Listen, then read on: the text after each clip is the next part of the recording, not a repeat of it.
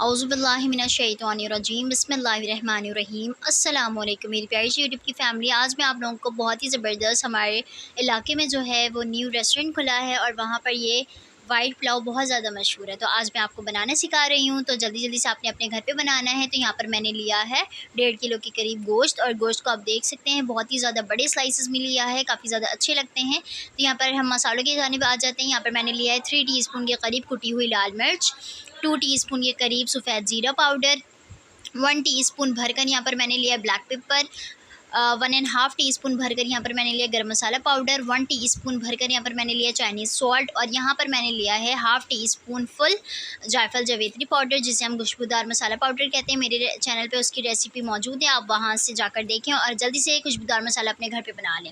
यहाँ पर मैंने 5 अदद प्याज लिए थे जिन्हें स्लाइसिस में कट किया है, 4 अदद टमाटर लिए हैं बिल्कुल रेडेड वाले, एक बाउल आपके सामने यहाँ पर क्या है दही है, 2 यहाँ पर मैंने लीमू लिए हैं, 2 टेबल स्पून यहाँ पर मैंने अदरक लहसुन का पेस्ट लिया है, और कड़ी पत्ता लेना है आपने। अब हम चलते हैं जल्दी से देगची की जानिब।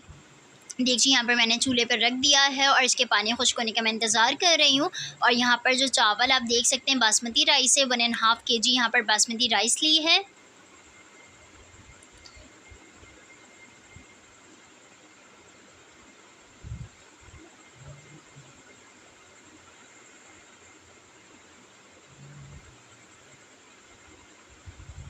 और सबसे पहले जल्दी से आपने इसमें ऑयल फिल कर देना है। कम से कम यहाँ पर मैं शामिल कर रही हूँ 1 कप भरकर ऑयल। ऑयल आपको पता है कितना ज़्यादा महंगा हो गया, लेकिन क्या कर सकते हैं, खाना तो बनाना है। तो जल्दी से आपने ऑयल इसमें शामिल कर देना है, बिल्कुल 1 कप फुल। और यहाँ पर मैंने लिया है छोटी सी कटोरी में 1 टीस्पून के करीब सफ़ेद ज़ीरा, और यहाँ पर मैंने लिया है शाहज़ीरा, जो ब्लैक सीड होती है ना, ब्लैक क्यूमिन सीड जो है, ये वो भी है इसमें, और वाइट वाला जो ज़ीरा है सफ़ेद ज़ीरा वो भी मौजूद है। तो साबित ये आपने शामिल कर देना है तेल में और अच्छी तरह से इसे कड़कड़ा लेना है। जब इसमें से अच्छी तरह से कड़कड़ाने की आवाज़ आने लगे तो समझ जाएं कि प्याज डालने का टाइम आ गया है। तो जल्दी से यहाँ पर आप प्याज शामिल कर दें और अच्छी तरह से आपने क्या करना है, प्याज को ब्राउन करना है। और ये बात हमेशा याद रखिएगा कि आपके पुलाव में, आपके सालन में प्याज का जो है वो बहुत ज़्यादा अहम किरदार होता है, और आपके प्याज का कलर ही डिसाइड करता है कि आपका खाना किस तरह का बनने वाला है। यहाँ पर मैं शामिल कर रही हूँ सॉल्ट, 3 टीस्पून के करीब यहाँ पर मैं अपने टेस्ट के अकॉर्डिंग सॉल्ट का इस्तेमाल कर रही हूँ, क्योंकि हम पुलाव बना रहे हैं तो आपको पता है सॉल्ट जो लिया जाता है वो चावल के हिसाब से लिया जाता है। और यहाँ पर मैंने सारे प्याज शामिल कर दिए हैं, और सॉल्ट पहले डालने का मतलब ये है कि प्याज अच्छी तरह से जल्दी से ब्राउन हो जाए। प्याज को जल्दी ब्राउन करने की ये टिप है कि आपने सॉल्ट जल्दी शामिल कर देना है। मतलब जैसे आप अपने गरम ऑयल में आप प्याज शामिल करें, उसके साथ ही आप सॉल्ट ऐड कर दें। तो यहाँ पर मैंने 3 टीस्पून के करीब सॉल्ट का इस्तेमाल किया है। पहले मैंने 1.5 इसमें शामिल किया था, दोबारा 1.5 मैं इसमें शामिल कर रही हूँ।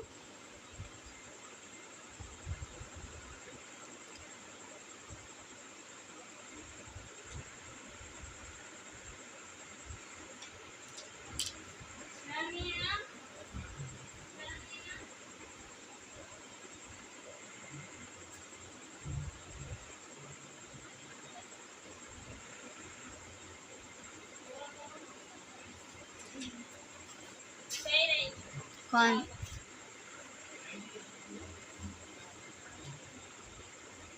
प्याज आप देख सकते हैं बिल्कुल रेड रेड वाले हमारे ब्राउन हो चुके हैं। बस इसमें आपने क्या करना है, गोश्त शामिल कर देना है। प्यारा सा गोश्त आपने इसमें शामिल कर देना है, और अच्छी तरह से अब आपने चिकन के कलर को चेंज होने देना है। यहाँ पर जी जनाब चिकन का कलर अच्छी तरह से चेंज हो गया है, और प्याज भी हमारे बहुत अच्छी तरह से गल गए हैं। तो यहाँ पर मैंने अदरक लहसुन का पेस्ट शामिल कर दिया है, और साथ ही मैं इसमें शामिल करूँगी कटे हुए टमाटर, और ग्रीन कड़ी पत्ता आपने शामिल कर देना है। ये बहुत अच्छे लगते हैं। अगर आपके किसी के घर में कड़ी पत्ते का दरख्त है तो वहाँ से मंगवा लें और ज़्यादा अच्छा हो जाएगा। ये तो मार्केट से मुझे ग्रीन मिल गया था तो इसमें शामिल कर दिया है, और टमाटर स्टीम में ही अच्छी तरह गलते हैं।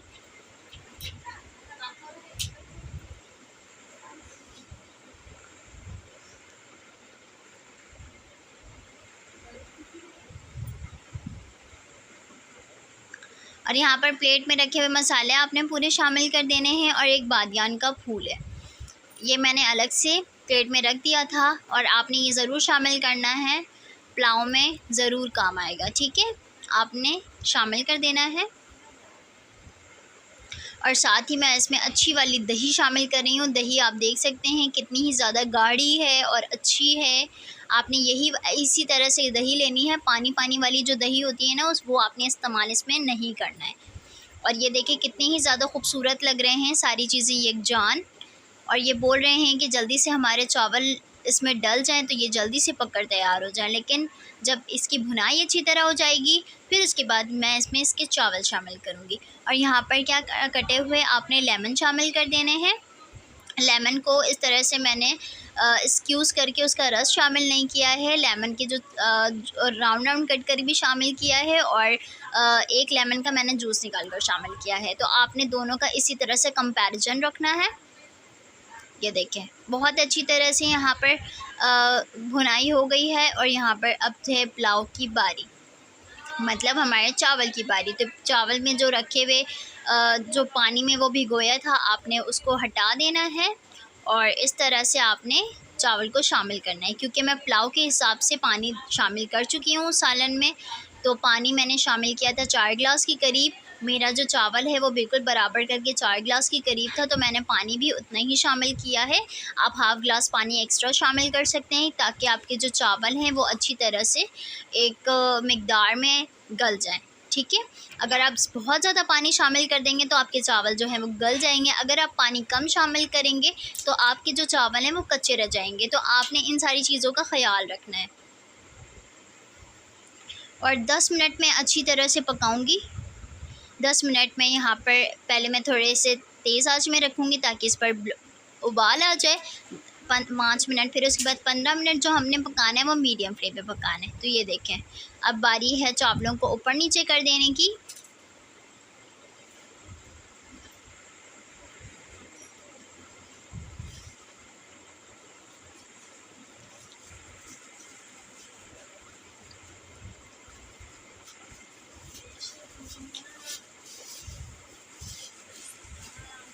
ये देखें अब दम पे रख दें 5 मिनट और।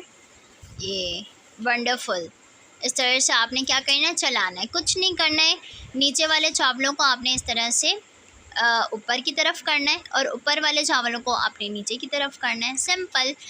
इससे ना बहुत अच्छा रहता है, जो नीचे वाले जो चावल होते हैं वो भी अच्छी तरह से गल जाएंगे, और ऊपर वाले जो चावल में थोड़ी सी कसर बाकी है वो भी सही हो जाएगी। तो बिस्मिल्लाहिर्रहमानिर्रहीम। दम के बाद जो है वो चावलों को मैंने सर्व करना स्टार्ट किया है प्लेट में। मैं आपको दिखाती हूँ। यहाँ पर जो लाइटिंग है ना वो थोड़ी सी कम हो गई थी, अभी मैं आपको दिखाती हूँ। कितने ही ज़्यादा मज़ेदार लग रहे हैं, ये देखें। अब आपको थोड़ा सा अच्छा लग रहा होगा, देखें रोशनी आपको लग रही होगी। तो बस हमारे वाइट ग्रिल के जो पुलाव है ना वो यहाँ पर रेडी हो गए, और उम्मीद करती हूँ आपको बहुत ज़्यादा पसंद आया होगा। और आपने जल्दी से, कल ही संडे आ रहा है, आपने फ़ौरन से बना लेना है और अपने घर वालों को खिलाना है, अपने मेहमानों को सर्व करना है। और इसी तरह से अपने प्यारों का ख़याल रखना है, क्योंकि ज़िंदगी जो है वो है खुश रहने का नाम, वो है साथ रहने का नाम, वो है कि एक दूसरे की खुशी में खुश रहें, और कभी भी जेलस नहीं करें एक दूसरे से, और हमेशा एक दूसरे को बहुत ज़्यादा खुश रखें।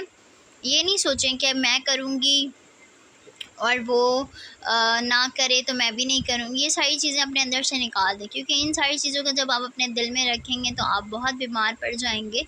तो अपने आप का बहुत ख़याल रखें। बस रेसिपी यहीं एंड करती हूँ। उम्मीद करती हूँ पसंद आई होगी। अल्लाह हाफ़िज़।